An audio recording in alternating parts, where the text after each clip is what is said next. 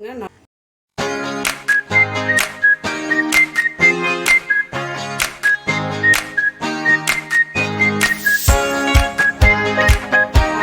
வாங்க, எப்படி இருக்குதுங்க? நல்லா இருக்குதுங்களா? இன்றைக்கி அஸ்வின் சீக்ரெட் சமையலில் வந்து நம்ம ஒரு ஸ்வீட் பண்ண போகிறோம். அது எப்படி பண்ணுறது பார்க்கலாமா? பாருங்கள், ஒரு கப்பு ரவை எடுத்துக்கோங்க. ரவை பாருங்கள், வறுத்த ரவை, வறுக்காத ரவை எது இருந்தாலும் ஓகே. ஒரு கப்பு ரவை எடுத்து வச்சு, கப்பு ரவை, இது கோதுமை மாவு, ஒரு கப்பு ரவை, ஒரு கப் பாருங்க, ஒரு கப்பு ரவை, ஒரு கப்பு கோதுமை மாவு, ஒரு கப்பு அரிசி மாவு, மூணு ஒரு கப்பு எடுத்துட்டுக்கிறேன். சால்ட்டு சேர்த்துக்கோங்க. சேர்த்துட்டு நல்லா மிக்ஸ் பண்ணிடுங்க. ரவை, கோதுமை மாவு, அரிசி மாவு, அவ்வளோதான். டேஸ்டியான இன்றைக்கி டேஸ்டியான ஒரு ஸ்வீட் பண்ண போகிறோம். அது ரொம்ப நல்லாயிருக்கும். 10 நிமிஷம் கூட ஆகாது அது பண்ணுறதுக்கு. சாயங்காலம் ஸ்கூல் விட்டு வர பிள்ளைங்களுக்கு 10 நிமிஷத்தில் செஞ்சு கொடுக்கலாம். நல்லா வந்து மிக்ஸ் பண்ணி பாருங்கள். நம்ம 3 கப்பு எடுத்தோம். இது வந்து வெல்லம் வந்து 2 கப்பு எடுத்துக்கோங்க. ஒரு கப்பு பாருங்கள், 2 கப்பு வெல்லம். அதுலேயே பாருங்கள், 2 கப்பு வெல்லம் போட்டோம். அதுலேயே 3 கப்பு தண்ணி ஊற்றிக்கணும். 1 2 பாருங்கள், 3 கப். ஸ்டவ் பற்ற வச்சுக்கோங்க. வெல்லத்தை நல்லா கரைஞ்சி வரணும். வெல்லம் கரைஞ்சால் போதும். அதுக்கு வெயிட் பண்ணுவோம். பாருங்கள், பாவு பதெல்லாம் ஒன்றும் கிடையாது. சர்க்கரை வெல்லம் கரைஞ்சால் போதும். வெல்லம் மண் வெல்லமாக இருந்தால் வடிகட்டிட்டு திருப்பியும் கொதிக்க வச்சுக்கோங்க. வெல்லம் வந்து மண் இருக்கும், வடிகட்டிட்டு கொதிக்க வைங்க. நான் வடிகட்டிட்டு கொதிக்க வைக்கிறேன். பாருங்கள், நல்லா கொதிக்குது. பாவு பதெல்லாம் ஒன்றும் வேண்டாம். இப்போ வந்து அதில் நெய் 2 ஸ்பூன் போடுவோம். இதில் வந்து நெய் 2 ஸ்பூன், இதில் நெய் ஒரு 2 ஸ்பூன் போட்டுக்குவோம். 2 ஸ்பூன் நெய் வந்து நம்ம மிக்ஸ் பண்ணிக்கிறோம் இல்லையா, எல்லாத்தையும் ரவை மாவு, அரிசி மாவு எல்லாத்தையும் இதை நம்ம அப்படியே இதில் கொட்டி மிக்ஸ் பண்ணிக்கணும். பாவு பதெல்லாம் ஒன்றும் வேண்டாம். இது அப்படியே கொச்சா போதும். பாருங்க, கொஞ்சம் கொஞ்சமாக கொட்டி நல்லா மிக்ஸ் பண்ணுங்கள். நல்லா சிம்மில் வச்சு நல்லா கலக்கிட்டே இருங்க. மாவெல்லாம் அப்படியே உடஞ்சி கெட்டியாகிடும்.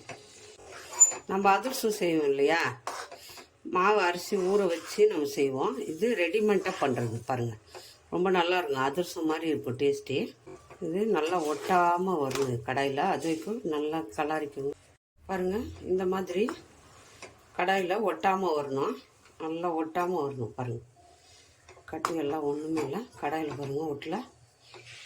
இது நல்லா வெந்து வந்துடுச்சு. இப்போ இதை என்ன பண்ணோம், ஒரு மூடி போட்டு நல்லா மூடி வச்சுருவோம். ஒரு 5 நிமிஷத்துக்கு மூடி போட்டு மூடி வச்சிடுவோம்.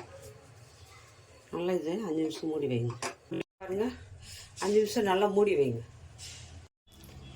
பாருங்கள், அந்த கடாயிலேருந்து எடுத்து நான் ஒரு பாத்திரத்தில் போட்டேன். இதை நம்ம நல்லா பிசைஞ்சுக்கு வரோம்.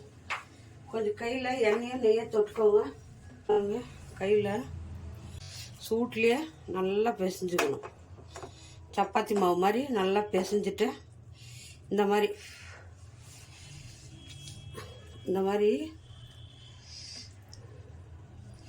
உருண்டை ஊற்றிக்கணும்.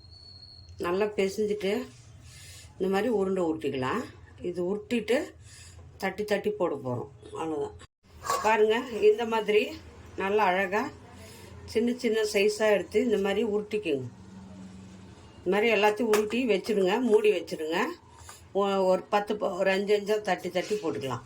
பாருங்கள், அவ்வளோ சாஃப்டாக இருக்குது. ரொம்ப நல்லாயிருக்கும் டேஸ்டி. எப்படி செய்யுது பார்க்கலாம்.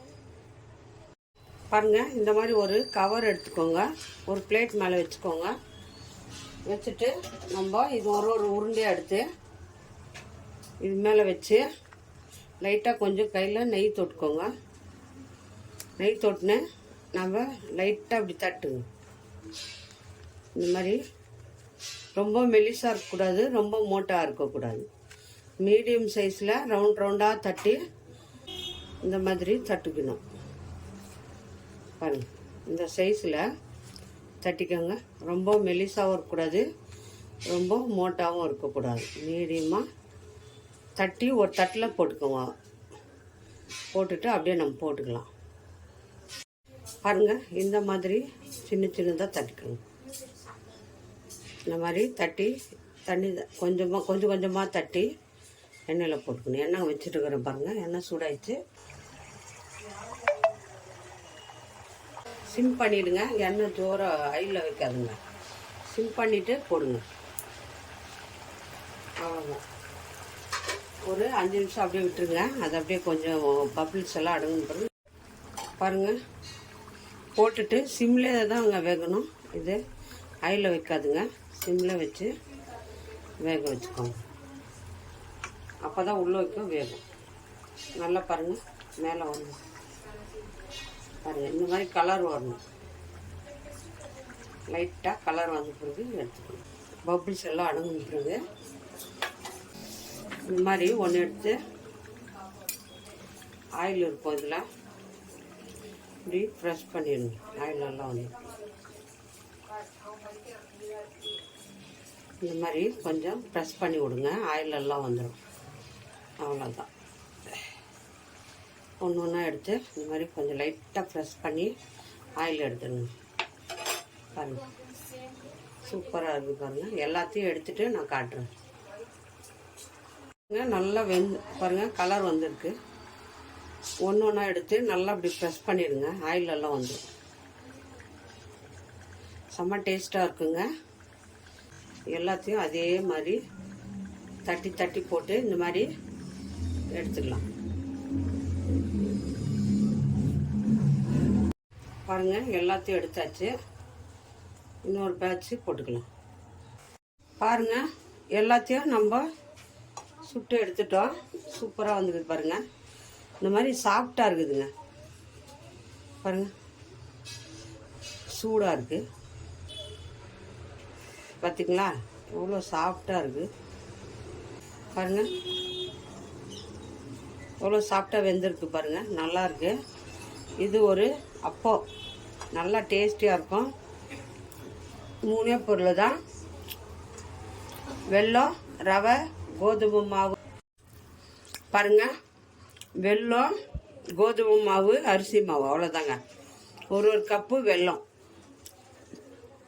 நல்லா சூப்பர் டேஸ்ட்டாக இருக்குதுங்க. சிம்பிளாக குழந்தைங்களுக்கு, ஸ்கூல் விட்டு வர பசங்களுக்கு சிம்பிளான டேஸ்டியான இந்த ஸ்நாக்ஸு செஞ்சு கொடுங்க. 2-3 நாள் வச்சா கூட, ஒரு வாரம் வச்சா கூட இது கெட்டு போகாது. நல்லாயிருக்கும். சாஃப்டாக இருக்குது. உள்ள மேலே நல்லா மொறு மொறுன்னு இருக்குது பாருங்கள். ரொம்ப நல்லாயிருக்கு. இது வீட்டில் செஞ்சு குழந்தைங்களுக்கு கொடுங்க. இது யார் யாருக்கு பிடிக்குமா லைக் பண்ணுங்கள், ஷேர் பண்ணுங்கள், கமெண்ட் பண்ணுங்கள். அஸ்வின் சீக்ரெட்டை மறக்காமல் சர்ப்ரைஸ் பண்ணுங்கள். நம்ம இன்னொரு டிஷ்ஷில் பார்ப்போம்.